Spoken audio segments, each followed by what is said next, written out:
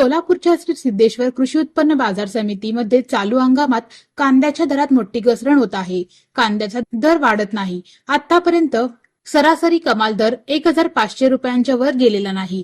सरासरी दर 650 रुपये इतकाच राहिला असून शुक्रवारी 291 ट्रक कांद्याची आवक झाली. त्यातून 1,89,68,000 रुपयांची उलाढाल झाली आहे. यंदाच्या उन्हाळी हंगामात कांद्याच्या दरात वाढ होण्याची शक्यता आहे. दरम्यान आखाती युद्ध परिस्थिती व निर्याताचं थांबल्याने सध्या कांद्याच्या दरात घसरण झाल्याचे चित्र दिसून येत आहे. त्यामुळे कांदा उत्पादक शेतकरी चिंताग्रस्त बनला आहे.